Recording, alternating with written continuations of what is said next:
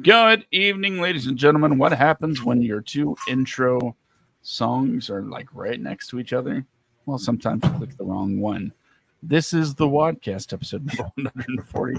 I'm Josh, joined as always by the one and only Oppenjunker. What's up, Brandon? What's up, everybody? Happy Friday. Not much, man. Just I'm here. Slept a good part of the day. Yeah, mostly. No, I was just trying to got a little distracted by something I was reading. No, I'm good. Hi, happy Friday, everybody. Welcome to the WADcast, where dreams come true and we discuss the wonderful things in the entertainment industry, TV, film, all the people that make things happen. Sometimes the gossip, sometimes, pop culture, depends. And it's just, our 1 day a week where we can both just unwind and talk about what we love to talk about in front of an audience of million. We still talk about this shit regardless of where we are, but yeah, this is where we get to go and sit down and just, you get to ignore the kids, I get to ignore the dogs, and we do our thing. So, yeah, here we are. Acting like we haven't been talking all week about everything.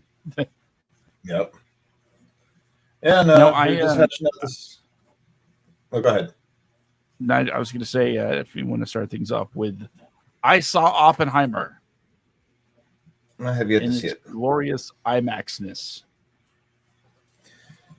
What did you think? Good movie? The jury is out, man. Because it is one of those movies where you could individually look at every piece of the equation, whether it's cinematography, performances, sound. The sound like blows your mind. It's a Christopher Nolan film, of course. And no, there's no, hello, I'm up, blah, blah, blah, blah, It doesn't take away from the dialogues like some other movies. That everything is, I hate to use this word, but it's perfection. It is, from a technical standpoint, a masterpiece. Now, the question is it an enjoyable movie? And that's the question. Was it explosive? That's I don't horrible. Spoil anything. I mean, yeah. If you're just like even like a mediocre.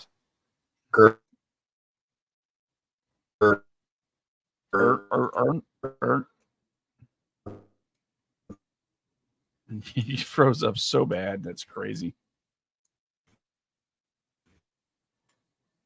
Oh, this isn't good. Not good at all. All right, there we go. Well, no, it's like if you're if you're even like a mediocre, if you're even mediocre, like history, world history, you know how the whole thing ends. I assume Oppenheimer is a story about how they got to that point, though. Nope. No. Oh. That's just it. Whatever you think it is, it's not. Okay. I'm so interested in seeing it. I just have to really get the time to go see it. First things first is on Tuesday we'll be seeing the old school Teenage Mutant Ninja Turtles movie at a theater out here. So $5 Tuesdays to go see it. And then Oppenheimer, then Barbie. I'll be seeing Barbie tomorrow at the drive-in. The drive-in. Yeah, it seems like a good drive-in movie. I'm interested in it. Let me rephrase that. I'm really not interested in the whole Barbie movie, but I'm curious what they're going to do with it. Just because you can have Will Ferrell in there. The marketing is you got to admire the marketing. It's like, if you love Barbie, this is the movie for you. If you hate Barbie, this is the movie for you. Like, okay. Like that's actually it's actually pretty clever. So they got me with that one. But I don't understand some of the people in the movie addiction group, a group that we frequently mention on the show, on Facebook. The people that are like, Oppenheimer's going to make more money than Barbie. I don't understand that thought process. Yeah, I don't know. But making more, if it even does make more money, it doesn't exactly mean it's like the better movie. It's just like but they're two different kinds of movies. Yeah, that's exactly the reason why I'm like, Barbie is going to make bank. Yeah. Not because Oppenheimer's a bad movie, because it's not, but because it's like half as long and geared towards, it's not a hard R like Oppenheimer is. Yeah. So yeah, I don't, the thing is, even Deadpool had people taking their kids to the theater to see it. Oh yeah, because they're like, oh, it's a superhero movie. Oppenheimer does not have that whole people mistakenly taking their kids to see, a biopic about the guy that created the bomb. Now there's when I went to go see Deadpool back in 2016, I think the first one came out, right?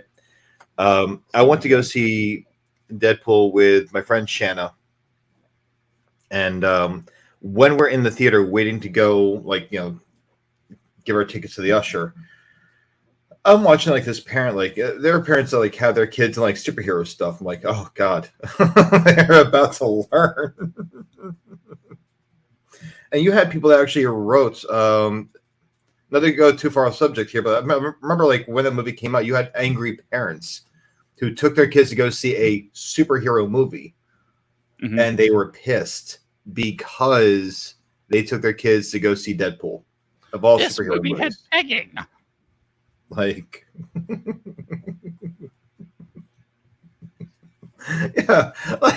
the sex around the seasons. I forgot about that. Or the holiday sex scenes. Yeah, National Women's Day or International Women's Day. No.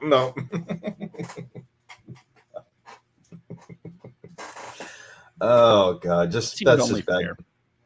But how about the fact that Deadpool 2 comes out and people already know Deadpool 1? They're like, okay, it's no longer a secret that this is not a superhero movie for kids. So Deadpool 2 comes out. So when I go see it, what happens? Yep. There's like one adult with 6 kids between the ages of 8 and 11 that are sitting behind me. And I'm like, oh, this isn't going to go well. Yeah, that's just irresponsible parenting there, man. I mean, it's just like Deadpool 2 I saw in theaters, and I remember the scene that there were kids in that movie theater too. And when we had when the flashback of Fire Fist, adult Fire Fist killing all of Cable, killing Cable's wife and daughter, that scared the shit out of some kids. The scene with Juggernaut coming out of the wreckage scared the absolute shit out of some kids. Not to mention all the graphic ways that the X-Force died. I'm over here thinking, why would you ever think that a kid is going to handle this stuff as well as you are? But in the words of Deadpool from Deadpool 1, at some point you just got to think maybe they're just bad parents. But now Deadpool 3, huh? I would love to see Deadpool 3 open up with oh, hi everybody, I'm back. Wait, did you bring your kids again? What's wrong with you? Well, yeah, because this one has Wolverine in him. But here's the thing: that'd be the great way to open it. He pulls down this, what do you call it? One of those blinds thing, like in a classroom, like a map. He pulls it down and is like, "This movie has Wolverine. Do you know what he's gonna do in this movie?" Well, it's here's the thing: people are already complaining about Deadpool's updated suit in the new Deadpool movie, and it went from like being like the darker red to a brighter red. Yeah, and a few other changes here and there. But like, oh, well, I mean, Deadpool 3, it's being done under Disney now. It's not like Fox doing it now. So it's like it's going to be a little bit of a change. Plus, if you have Wolverine in his comic, like mostly comic accurate, suit, it would stand to reason that Deadpool would be in a more comic accurate suit too. It's a different studio. It is a different studio doing this. So, but it looks awesome. Like I'm actually excited. I've seen the behind the scenes pictures of just really what they've released so far, which is like I guess like a fight between Wolverine and Deadpool on a beach or whatever, but in front of a 20th Century Fox crumble down sign. Mm-hmm. But yeah, I'm looking forward to it. I think it's going to be awesome. There have been other things that have been coming out recently. You and I had this conversation earlier today. But there was a new picture released from the Snow White movie of the Seven Dwarfs. And, you know, I don't think I was as articulated as I wanted to be when I spoke with you this morning because I was exhausted. I just got off work. Mm-hmm. I was fried. I had not slept yet. So I'm just like, oh, God, trying to get myself out there. But you understood for the most part what I was saying. And Disney listening to Peter Dinklage, although he is a very, very, very well-known actor, a very renowned actor, with dwarfism. He's renowned. He's very much like he's a big little guy. But he mentioned that he was offended when Disney mentioned that they were going to be doing a Snow White movie. Right? He was just super offended that they're going to include dwarves because we're not your little comedic whatever. I don't think he ever really understood what the seven dwarves were doing in Snow White. I think he just felt that they were just like, oh well, sleepy, like grumpy and all them, like dopey.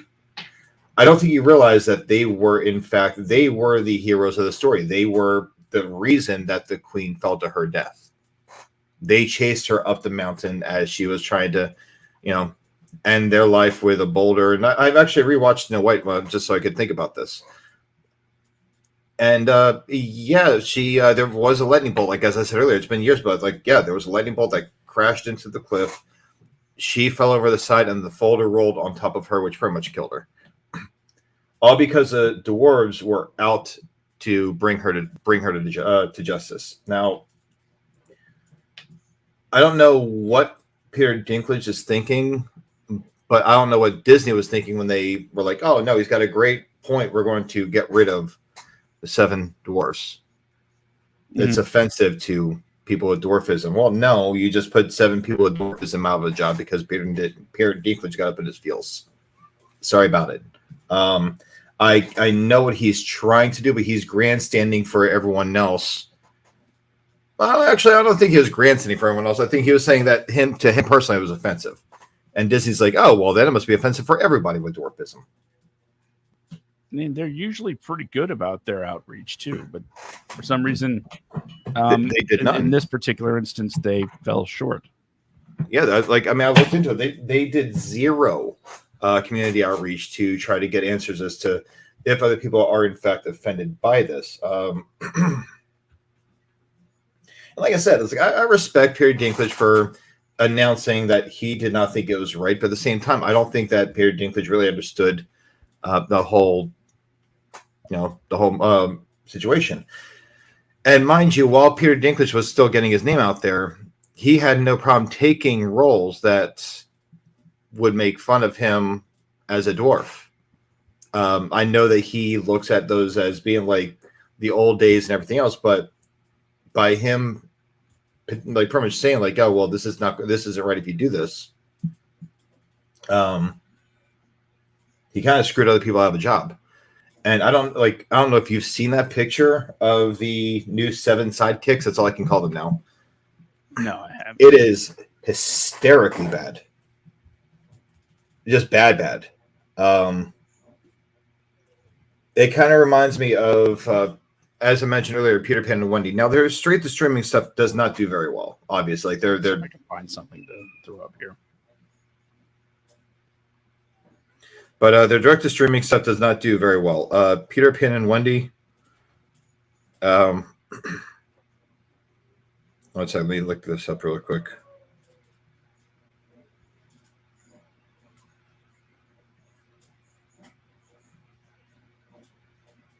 Yeah, just kind of keeping it awfully quiet there. Sorry, I'm looking at something. Okay. No, but okay. So like with Peter Pan and Wendy, I think like the studios are trying too hard to not be offensive, and in doing so, they're just ruining the stories. And I'm not saying like go out of your way to be offensive to people. I'm not saying that at all. When I'm, ladies and gentlemen, when I'm saying the studios are trying too hard not to be offensive, I'm largely talking about Disney here. With Peter Pan and Wendy, there's a scene where she goes to Neverland with Peter Pan. Mind you, it starts off with her pretty much like throwing her brothers under the bus. So like this is a character who is completely misrepresented in the movie versus how she was in the cartoon.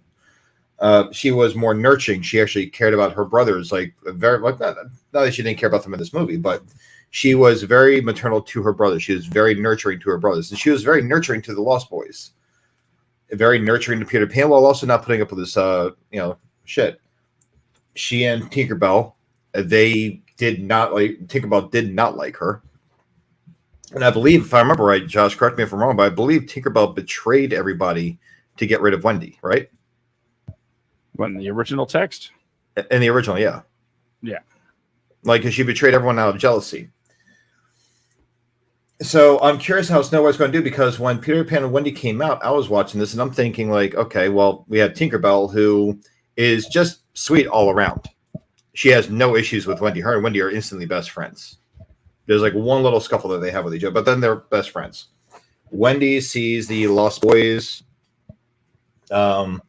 and finds out that they're not all boys. Some of them are girls. She's like, wait, oh, the Lost Boys. Oh, but you're not all boys. So, well, I guess it doesn't really matter. Like, well, it does, actually. It does matter. It does matter.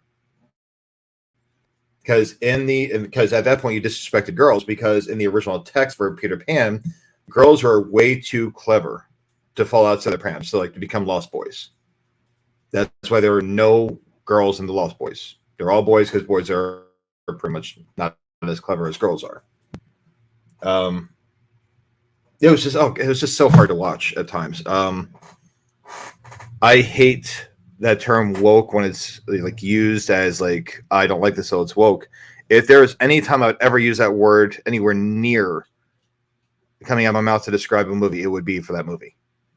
Because it was just so much to even like it was hard to sit through that movie because it was that bad. It absolutely desecrated the story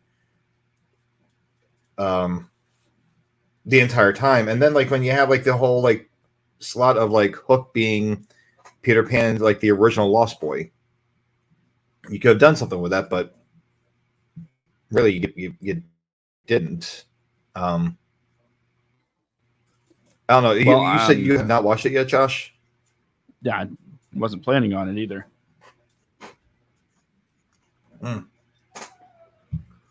I'm really curious about your opinion. Like, I would love for you to watch it just so you can get back to me and be like, oh, well, yeah, this is like, this is why I think it was great. This is why I think it was bad. But fine, I will watch it. God. I'll take a break from the Deadliest Catch and watch it.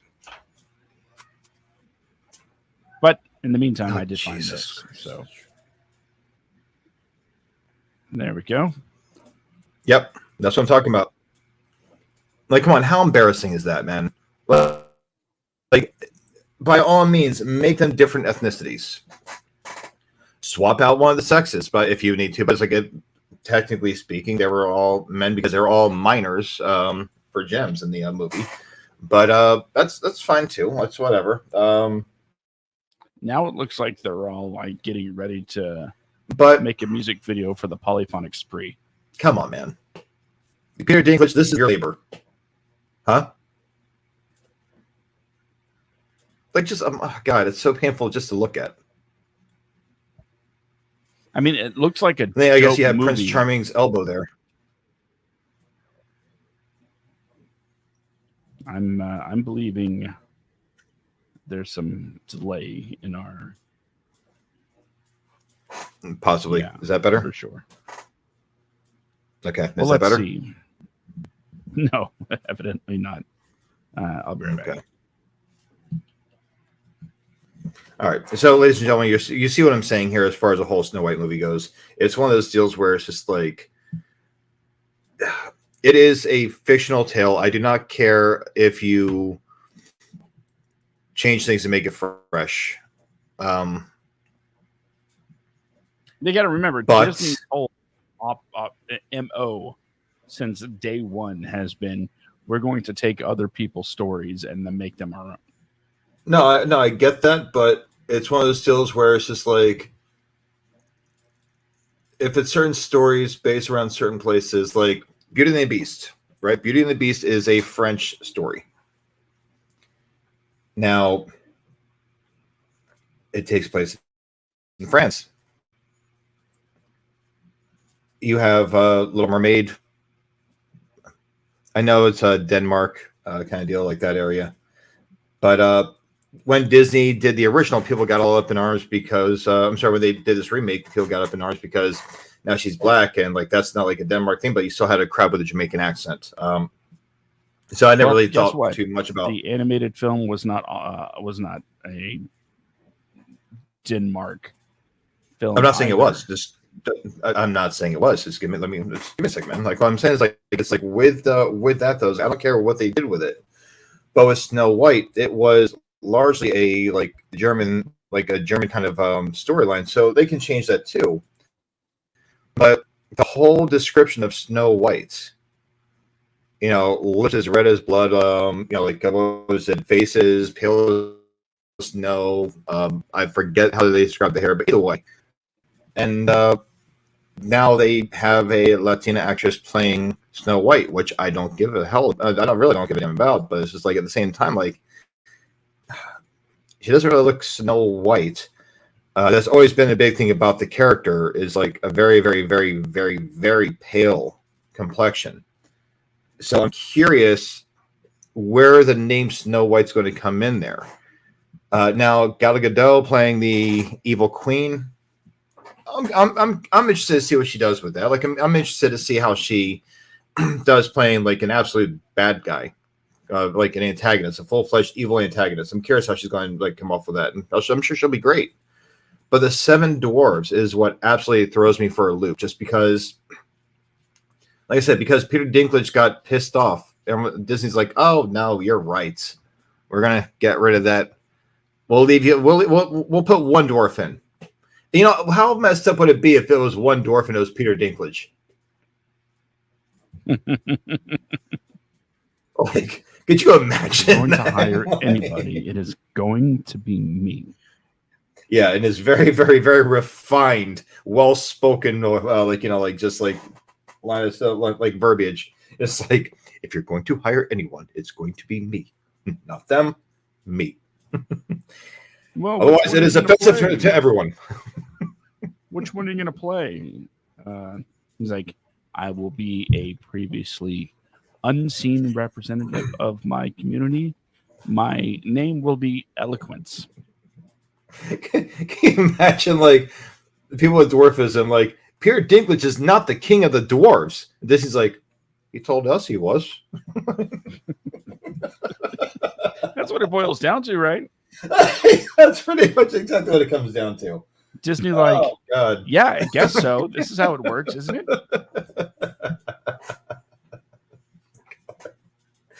Oh, that's great. But then I honestly think Disney Studios is running out of steam. I really think that they're running out of steam. They are doing no marketing for their animated movies. Animated movie rather. What was it called? Strange Worlds? No, yeah. When before it came out, I saw trailers everywhere. Oh, I didn't see a single trailer anywhere for that movie. Yeah, I saw a ton of them, and I was like, "Oh, that looks uninteresting." So Okay. maybe it'll be on Disney Plus soon. Yeah, but I didn't see a single trailer for it. Like out here in California, I haven't seen a single trailer for it. But the thing is like that movie you have another movie like Encanto. Like that movie had tons of promotion, tons of marketing.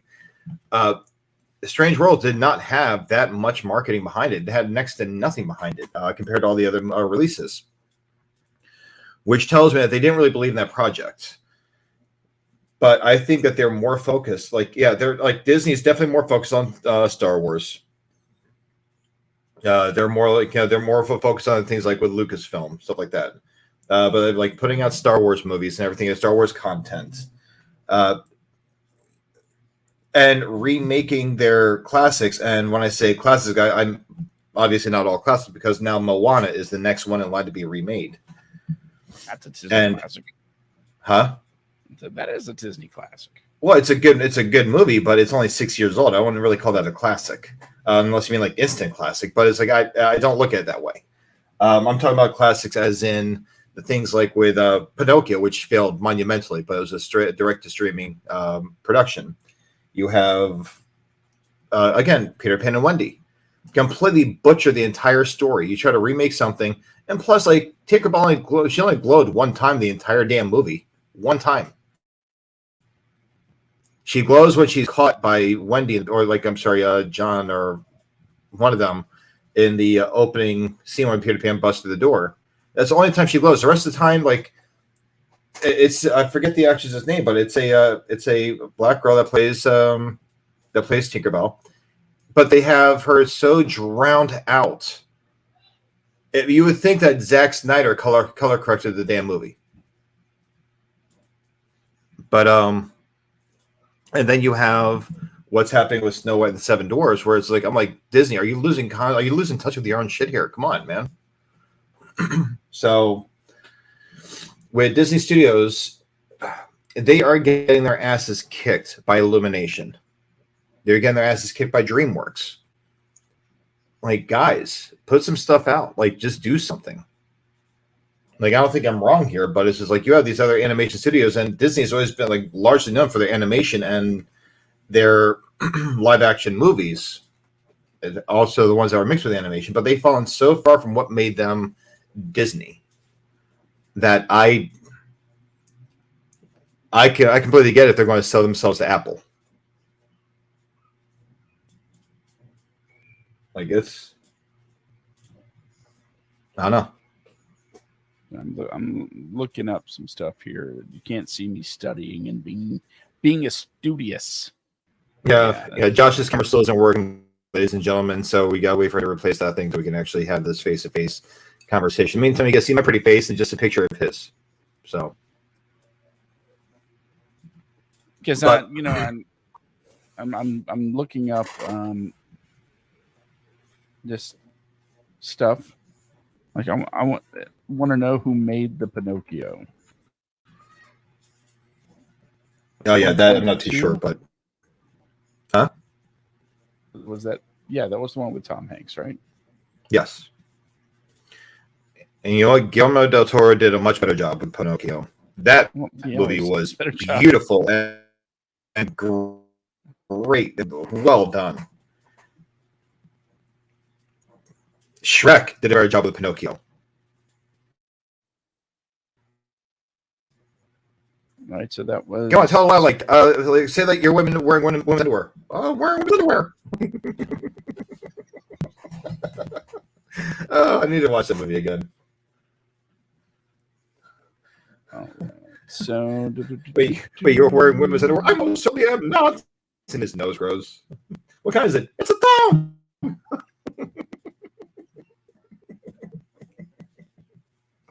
Oh God. Shrek is going to be on my watch list for tonight.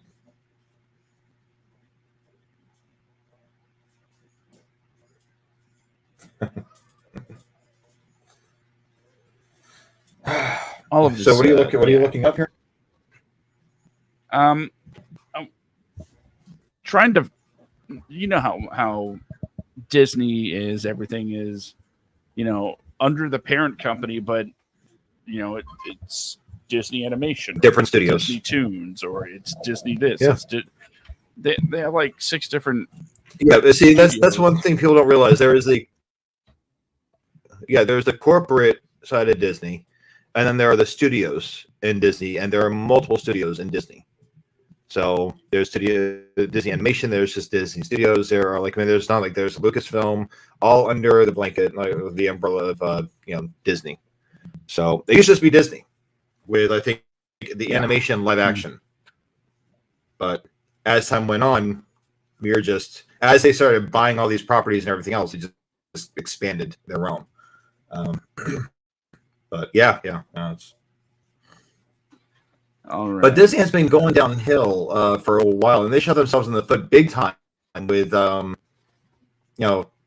firing Johnny Depp prematurely. I think they've been begging him to come back to the Pirates of the Caribbean ever since. And didn't they post something like, "Oh yeah, we might be reaching a deal with Johnny Depp about Jack Sparrow," and he's like, "No, they're not." Well, he's definitely not ruled out a return. Huh? I know Johnny Depp hasn't ruled out a return. I mean, he's making his demands so ridiculous that they're never going to bring him back. But I mean, he's been hurt by them. The Disney pretty much did to him what Warner Brothers did to Robin Williams, but on a more, I don't want to say more messed up, because Robin Williams was tricked into thinking he was the Joker. They used him as a bait to get back Nixon. And then they wanted him to come back as the Riddler, but he declined because he was still mad over losing out on the role of the Joker. Mad.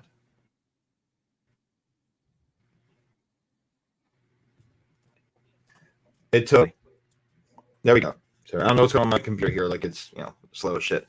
But it was not until the movie Toys came out that Robin Williams actually did something with Disney for the first time in years. And it's.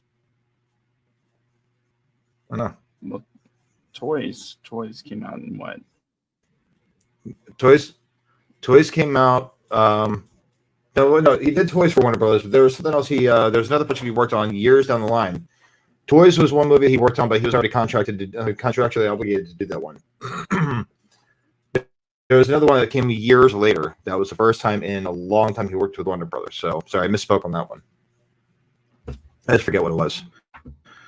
But all right, let's give me room to talk here. So go for it. The internet can catch up with your connection. So just talking about Disney, right? How far should I go back when it comes to figuring out where the down part starts? As far as what? I mean, you said they're on a decline. Let's try to figure out where that started. Okay. Well, you're the one with the stuff in front of you. What are you finding? Well, I just have a list of everything they've released ever.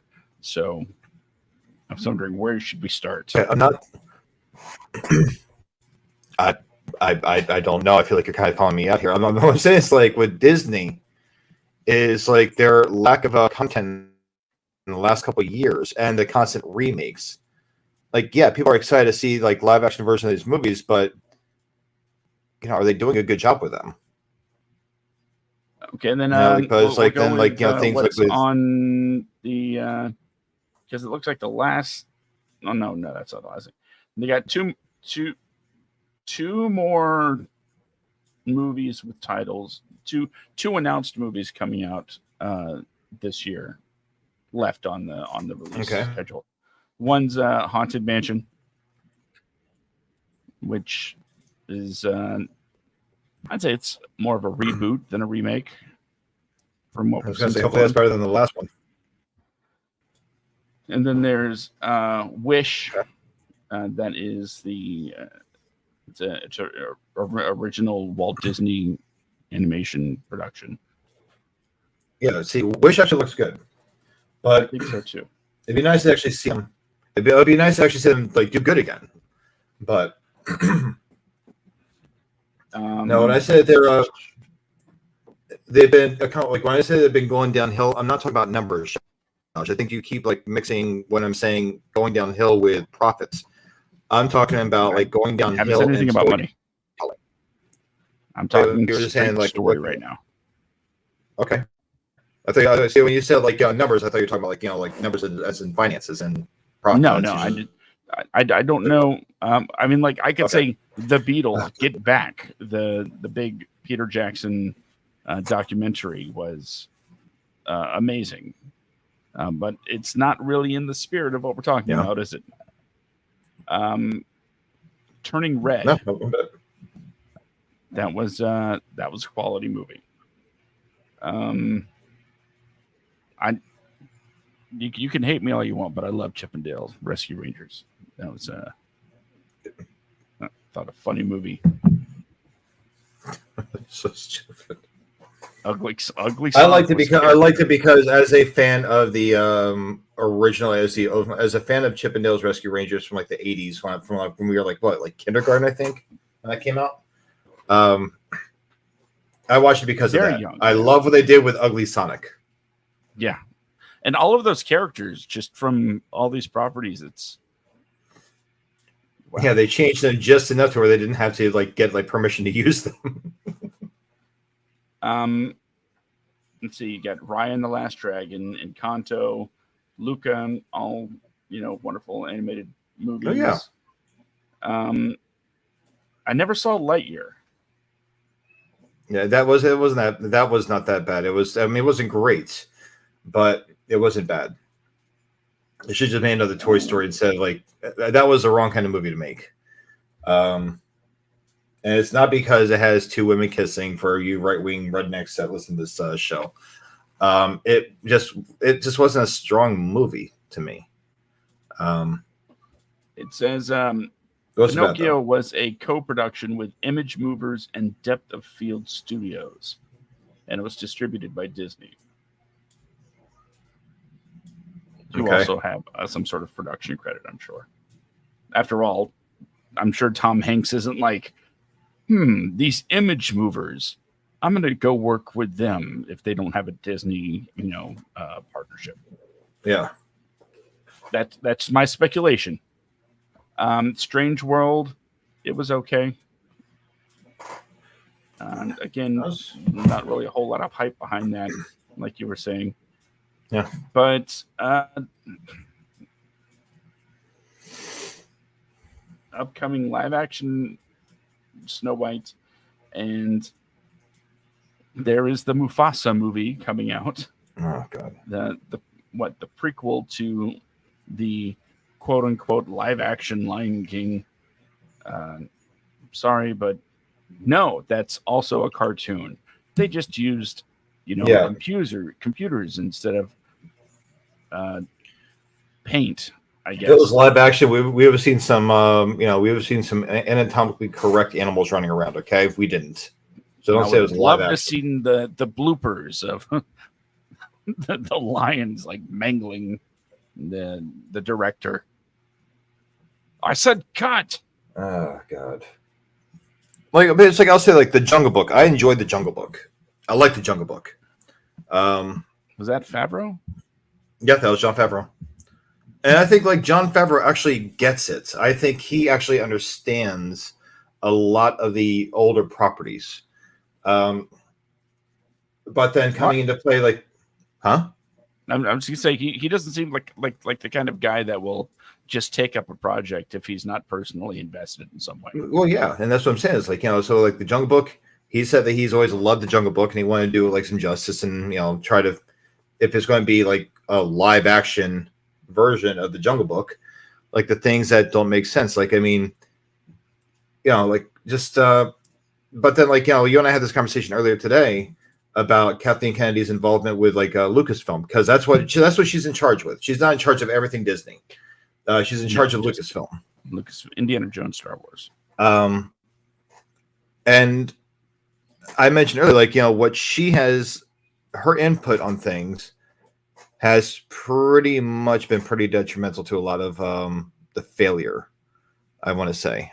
She is not a creative. She is a mindless moron that should never be in her position, but she's there. So for worse, we're stuck with this useless woman. Now, if you've watched The Mandalorian, you saw a big old payoff scene where Luke Skywalker saves everybody. He's just like kicks some serious ass. And then the Mandalorian takes off his helmet and hands it over to, it says bye to Grogu and all that way. Grogu can see his face for the first time. And you see Pedro Pascal like actually in tears because he's saying goodbye to someone that he looked at as like, his sidekick at the time, like the surrogate son, I guess. And then the next time you see him is he's taking back Grogu. That was a Kathleen Kennedy thing. That wasn't a Jon Favreau thing. Jon Favreau wanted him to move on with the story because he felt like he told that story.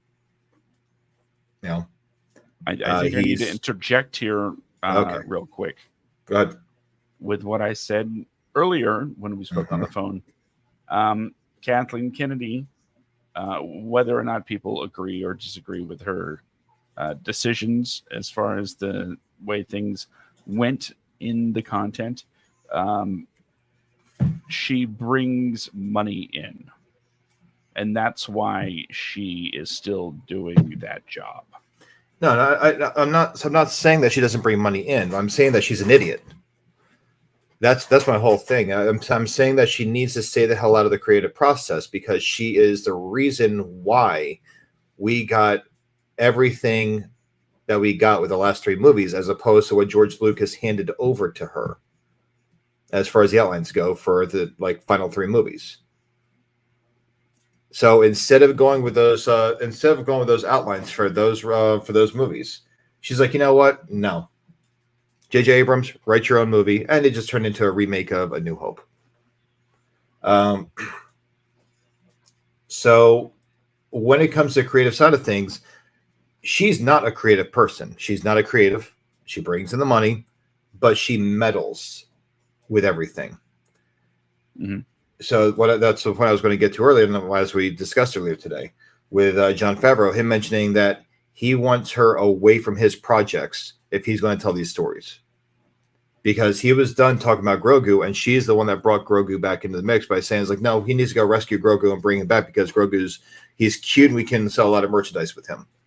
Yeah, it comes down to dollars. It comes down to dollars, but not storytelling. I would have loved to have seen what else, The Mandalorian would have brought to the table if she just kept the hell out of it. Not that I don't like Grogu, but it's just like,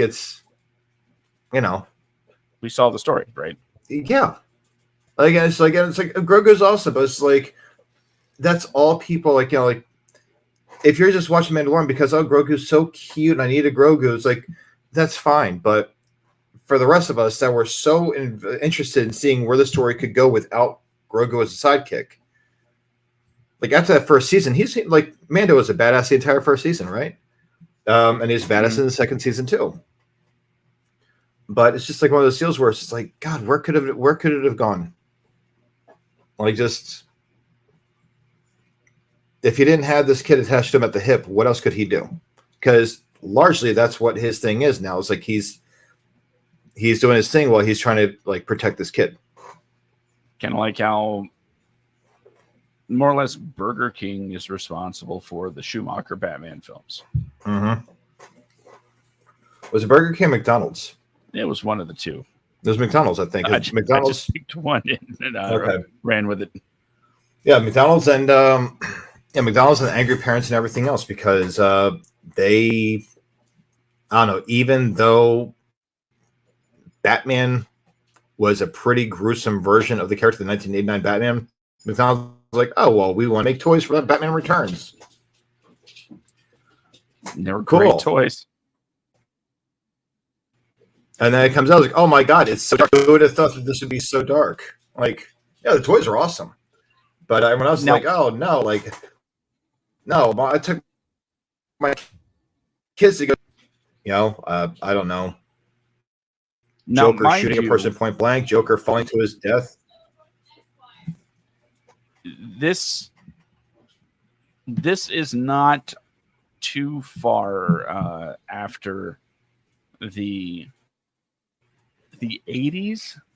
I mean, Batman was 1989, but just a few years prior to that, when it comes to toy lines, we had Rambo, we had RoboCop, all of these toys dedicated to, from these hard R movies, right?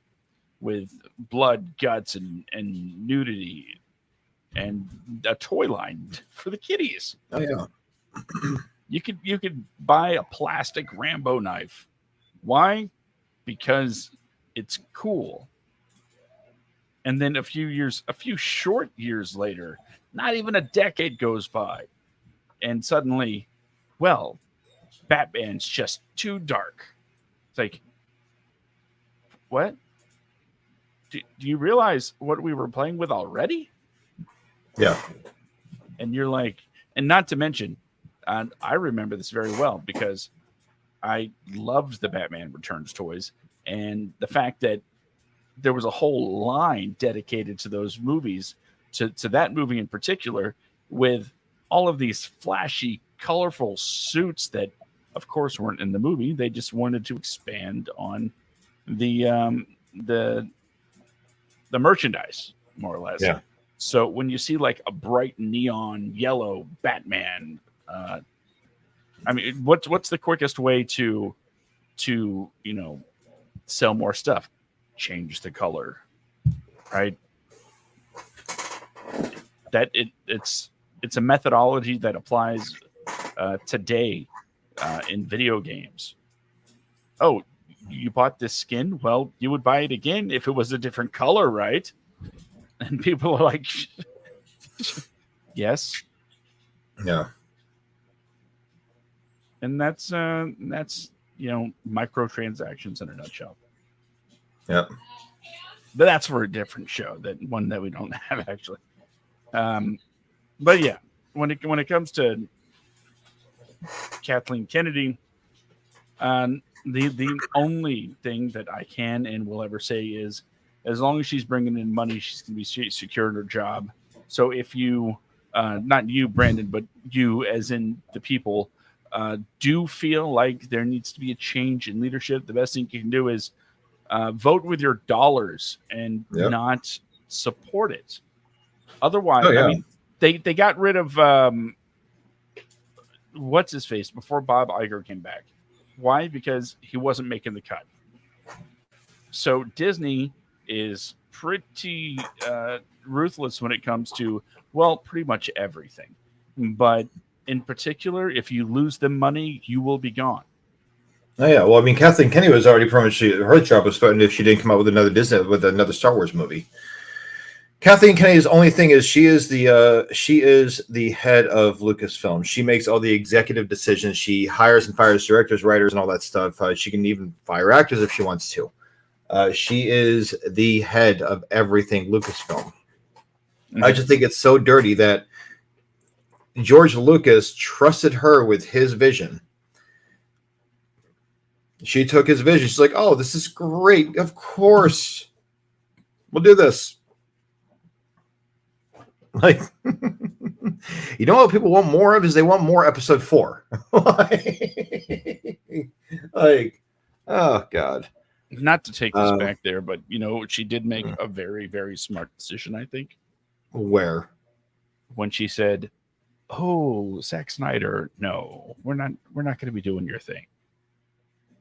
And he's like, fine, I'm going to go make my own movie. I was going to say, wasn't he robots and hookers? Didn't he want to make a Star Wars movie? He did make a Star Wars movie.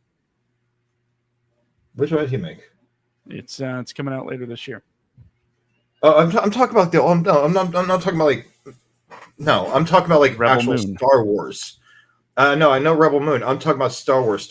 Like what I'm saying is like back then, didn't he want to do a Star Wars movie? Yes. Like back around like episode 7 or like, they said no. So he took his story and he made Rebel Moon.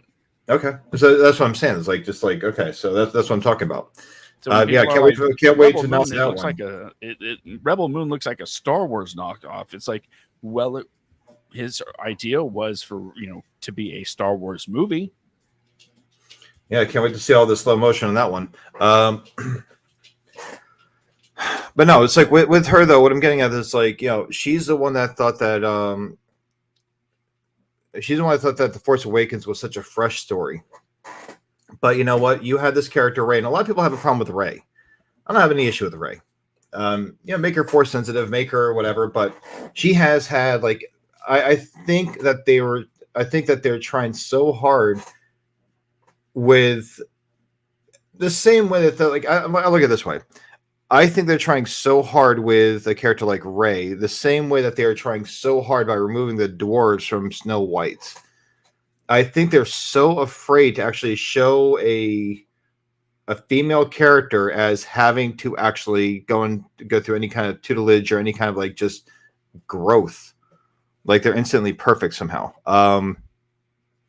Because I'm thinking back, I was looking at this pattern with Wendy and with Rey, and I noticed the similarities. And it's like and I don't care if anyone thinks this is misogynistic. I really do not give a shit whatsoever. It's not how it's meant to be.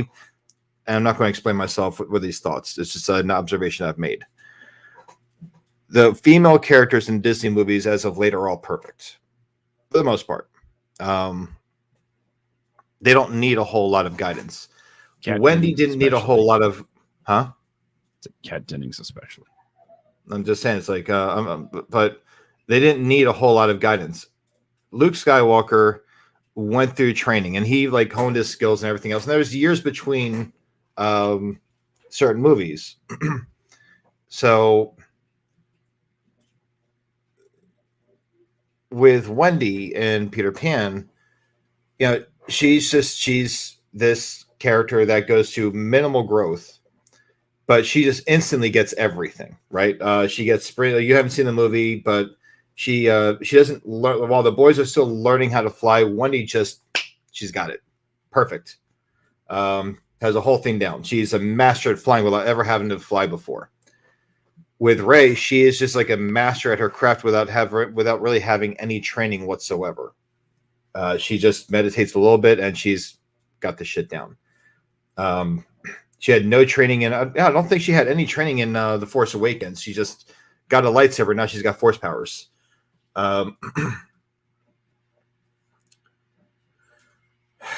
But I'm noticing this pattern with Disney where it's just like with Rey, she's a perfect character. She has some flaws and some struggles, but she's just perfect. Now, they focus so much on Rey in the Star Wars movies. They forgot Finn.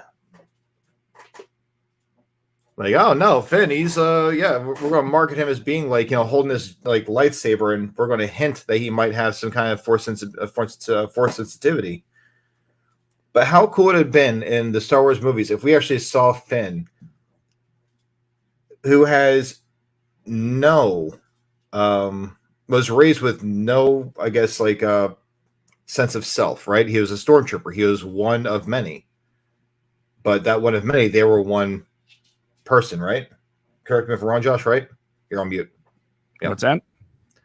Finn in the Star Wars movies, he's a stormtrooper, so he's one of many, but at the same time, he's just one entity because he is one of many that follows the same cause. So he's pretty much just like one mindset, it's supposed to be. Until he defects. So how cool would it have been if we actually saw Finn actually get his force sensitivity, or if not even get force sensitivity, just learn how to wield a damn lightsaber and really kick some ass. It'd be the first time we saw someone in Star Wars without being a Jedi or even being strong with the force, but still wielding a lightsaber, just being a master duelist against someone else that, Yeah, I always wondered why, lightsabers weren't more abundant. It's not like, sword masters didn't exist in other ways. It's like Jedi pulls out lightsabers, oh yeah, I got a lightsaber. And the guy's like, I've got 5. But I don't know. I feel like Disney's just dropping the ball with these things. And largely, I think it's Kathleen Kennedy on the Star Wars side. But I noticed with Disney itself, I don't know. Disney has always had strong female, characters as like the heroes in some, like quite a few stories. So there's no knocking that whatsoever. But a lot of these characters had to struggle to go there, where they made mistakes and stuff like that. Now, with what's coming out right now is that with Kathleen Kennedy, with what she's doing with Star Wars, I cannot help but laugh at how she's bringing in the numbers, she's making money, but doesn't mean she's doing a good job. She almost got her ass fired this past year. Like, she's scraping the bottom of the barrel, and it's because they want more stuff. Disney wants more Star Wars movies from Lucasfilm. Mm-hmm. I hope to God she's learned her lesson. She's like, oh, well, maybe I can talk to George and see what he thinks about something. But I don't think it's going to happen because I don't even think George is on talking terms with her after she threw away his stories that he wrote for this. But can you imagine how cool it would have been if we got those stories? Princess Leia, she's trying to rebuild the Senate. Luke Skywalker's rebuilding the Jedi Order. Darth Talon and Darth Maul are the two threats. That would have been, dude, that would have been insane. Like, Darth Maul would have been the new big bad. And thanks, Kathleen. I just have a hard time getting over Snoke. Snoke could have been something. But Kathleen Kennedy, she got the notes. Oh, yeah, Snoke dies halfway through. Okay, that's great. Yeah, that's fine. Let's run with this. Okay, great. Like Ryan Johnson, you go. Hey, you keep doing your thing, buddy. Awesome. Go you. I'm proud of you. Go you. And then they come out with what they came out with. It was complete shite. Right? It was bad. And then they had the Rise of Skywalker that suddenly had to have a big bad because they got rid of it in the second movie. Yeah. I don't know. You can turn Snoke into like a cyborg or something. Just anything. Or even go with the whole Darth Plagueis story and make Snoke the one that mastered death. Well, Ian McDiarmid pretty much had the same reaction about coming back as Palpatine that Michael Shannon had as coming back as Zod. Is like, I died though. It's like, I died 40 years ago on the Death Star. Like, how am I going to come back as this? So, but was it clones? I'm not even sure I understand that still. There were clones that Palpatine transferred his consciousness into very last second before he died on the Death Star. I don't know. Okay. It's a whole like because thing. That's all it is. But now you have Ahsoka coming out. That looks interesting. Rosario. Rosario Dawson, man, my baby girl. Yeah, she did a great job as Ahsoka in the Mandalorian series. She did a great job as her. So I'm looking forward to seeing her tear it up in this again. See, I love Star Wars. And I like some things that Disney does with Star Wars, but it's not always Kathleen Kennedy doing it. I believe even with Ahsoka, I think that's not Jon Favreau. God, what's his name? But he's another super huge Star Wars geek that just grew up with the series and loves the series, and that's what cracks me up. He grew up. These guys grow up with the Star Wars series and they love Star Wars. But you have Kathleen Kennedy, who has been working on Star Wars pretty much since its conception. She has been actively in the room with George Lucas for decades, right? And you would think that she'd have a handle on it. She's like, no. I'm going to make the changes I've always wanted to make and make it better. Like, well, you haven't. Like Mark Hamill and even Daisy Ridley have both spoken about how misunderstood. They both think the characters have been like everyone agrees on them. But didn't like Mark Hamill say something about how like this is not his Luke Skywalker? This is like, but he'll do his best. I don't know. I never read what Mark Hamill actually thought about his Skywalker arc. Although it is kind of weird that that disconnect between the first and second of the sequels, to where there's this epic,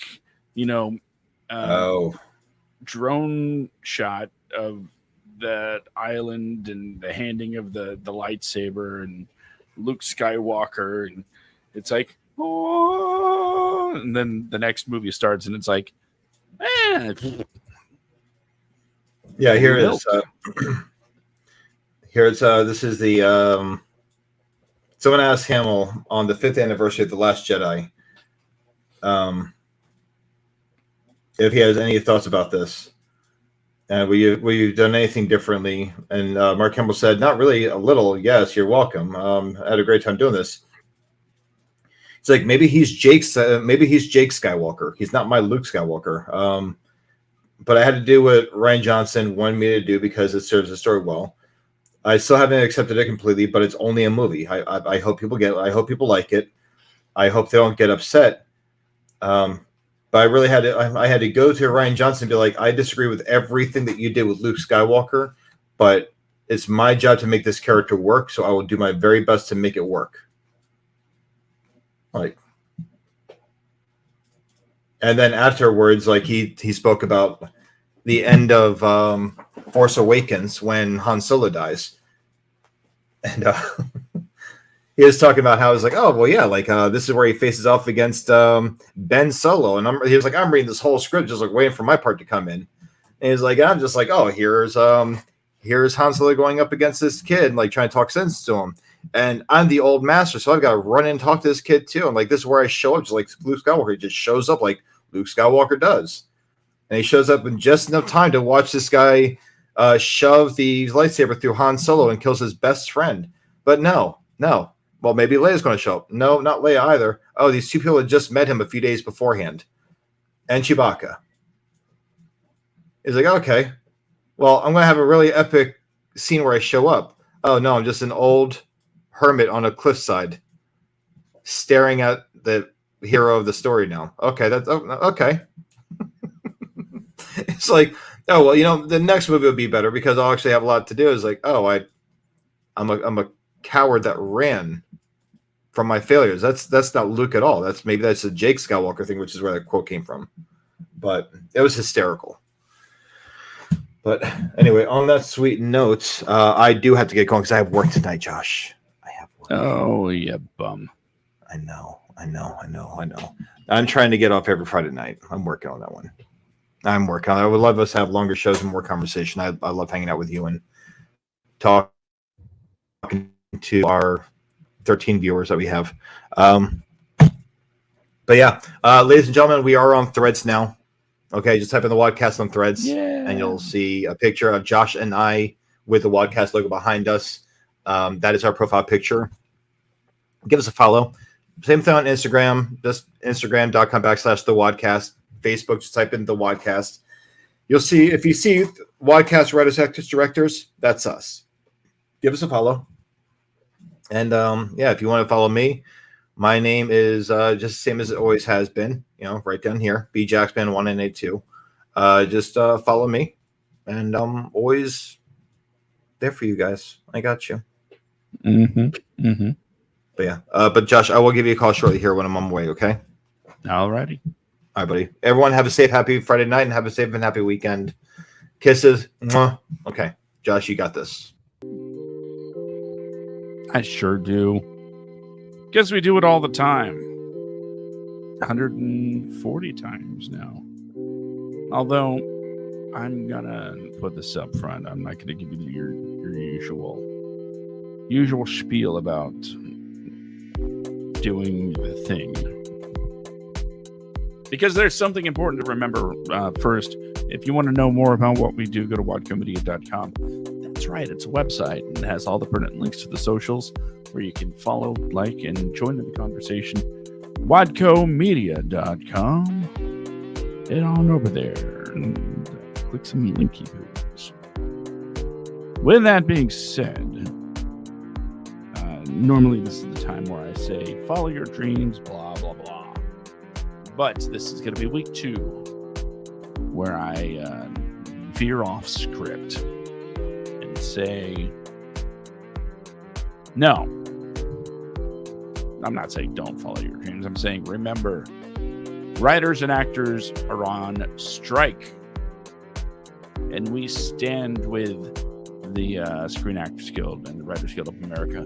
And we say with this megaphone, this bullhorn that we have called the internet, the writers and the actors need not just want, but have an inherent need to be able to make a living doing the thing that we all love, doing the thing that so many of us want to do. I mean, after all, when I tell you to follow your dreams, when I tell you to be a writer, when I tell you to be an actor, when I tell you to be a director or any of those awesome jobs on the set in between, I'm not saying do it and then just do it for yourself. I'm saying you do it, you get better at it, and then you get money for it if that's what you so wish, and then you'll have a new career and whatnot.